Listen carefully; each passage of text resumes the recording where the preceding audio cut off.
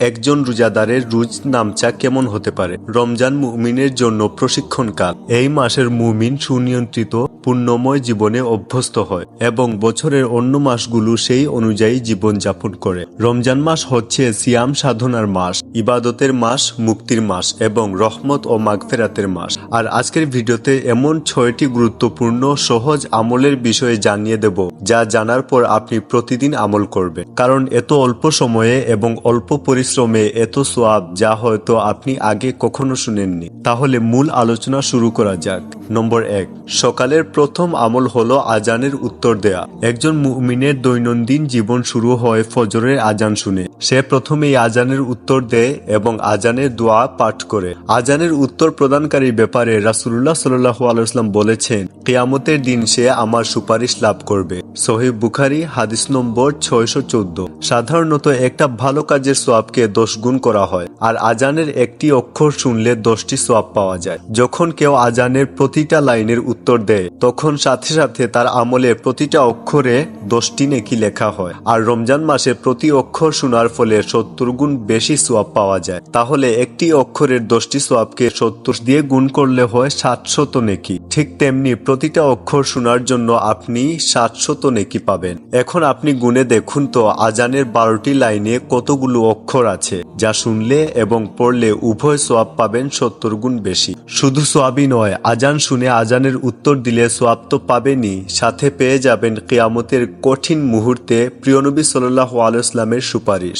একটা কথা মনে রাখবেন, নবীজি সাল্লাল্লাহু আলাইহি ওয়াসাল্লামের সুপারিশ ও আল্লাহর রহমত ছাড়া কেউ জান্নাতে প্রবেশ করবে না। সুতরাং আজান শুনে এবং আজানের উত্তর দিয়ে কিয়ামতের সময় রাসূলের সুপারিশ লাভ করুন। প্রিয় দিনী ভাই ও বোনেরা, আজানের উত্তর দিতে হলে আপনাকে অজু করতে হবে না। বিছানায় শুয়ে বা কোনো কাজ করে করেও আজানের উত্তর দেয়া যায়। নম্বর 2, ফজরের 2 রাকাত সুন্নত নামাজ আদায় করা। রাসূলুল্লাহ সাল্লাল্লাহু আলাইহি ওয়াসাল্লাম বলেন, ফজরের 2 রাকাত সুন্নত দুনিয়া ও তার মধ্যে যা আছে তা থেকেও উত্তম। সহিহ মুসলিম হাদিস নম্বর 725। আর রমজান মাসে 2 রাকাত সুন্নত নামাজ বাকি 11 মাসের সুন্নতের চেয়েও 70 গুণ বেশি উত্তম।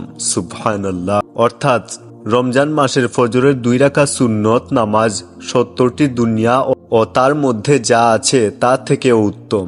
অথচ ফজরের সময় বেশিরভাগ মানুষ ঘুমিয়ে পড়েন। একটা কথা মনে রাখবেন, একজন মুমিনের দিন শুরু হওয়া উচিত ফজরের নামাজ দিয়ে এবং তা আবশ্যক। নম্বর 3, জামাতে ফজরের নামাজ আদায় করা। সাধারণত জামাতের সহিত নামাজ পড়লে 27 গুণ বেশি সোয়াব পাওয়া যায়। আর রমজান মাসে জামাতে নামাজ পড়লে 27 গুণ 70 সমান 1890 গুণ বেশি সোয়াব পাবেন। সুবহানাল্লাহ। তাই তো রমজান মাসকে বলা হয় ইবাদতের মাস, মুক্তির মাস। রাসূলুল্লাহ সাল্লাল্লাহু আলাইহি ওয়াসাল্লাম বলেন, রাতের আধারে মসজিদে আগমনকারীদের কিয়ামতের দিন পূর্ণ আলো লাভের সুসংবাদ দাও। সুনানে আবু দাউদ হাদিস নম্বর 561। সুতরাং কিয়ামতের মাঠে দিন পূর্ণ আলো পেতে চাইলে অলসতা না করে এবং বাসায় ফজরের নামাজ আদায় না করে মসজিদে গিয়ে জামাতের সহিত নামাজ আদায় করুন। তবে এখানে আরেকটা বিষয় মনে রাখবেন, নবী সাল্লাল্লাহু আলাইহি ওয়াসাল্লামের সময়ে মহিলারা মসজিদে গিয়ে পর্দার আড়ালে জামাতে নামাজ পড়তেন,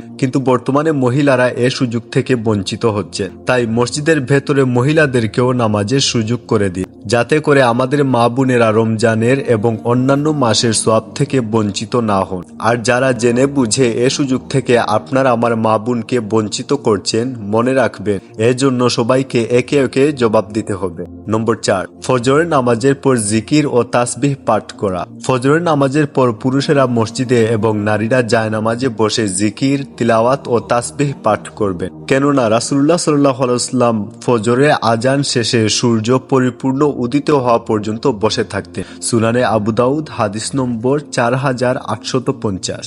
নম্বর 5, ইশরাকের নামাজ পড়া। মহানবী সাল্লাল্লাহু আলাইহি ওয়াসাল্লাম বলেন, যে ব্যক্তি ফজরের নামাজ জামাতে আদায় করে তারপর সূর্য উঠা পর্যন্ত বসে বসে আল্লাহর জিকির করে, এরপর 2 রাকাত নামাজ আদায় করে, তার জন্য একটি হজ ও একটি উমরার সওয়াব রয়েছে। সুনানে তিরমিজি হাদিস নম্বর 586। আর এই ইশরাকের নামাজ কেউ যদি রমজান মাসে পড়ে, তাহলে তার আমলনামায় 70টিরও বেশি হজ ও 70টিরও বেশি উমরার সওয়াব লেখা হয়। সুবহানাল্লাহ। তাহলে আপনি কি এই সুযোগ হাতছাড়া করতে চান? প্রিয় দর্শক, বছরের প্রতিটি দিন ও মাস অতিবাহিত হতেই থাকবে, কিন্তু আগামী বছর আপনি পৃথিবীতে নাও থাকতে পারেন। তাই সময় থাকতে সময়কে মূল্য দিন এবং রমজান মাসের এই সুযোগ কাজে লাগিয়ে নিন। নম্বর 6, সকালবেলা দান করা। প্রতিদিন সকালে ফেরেশতারা দানকারীর জন্য দোয়া করে, তাই দানের মাধ্যমে দিন শুরু করা যেতে পারে।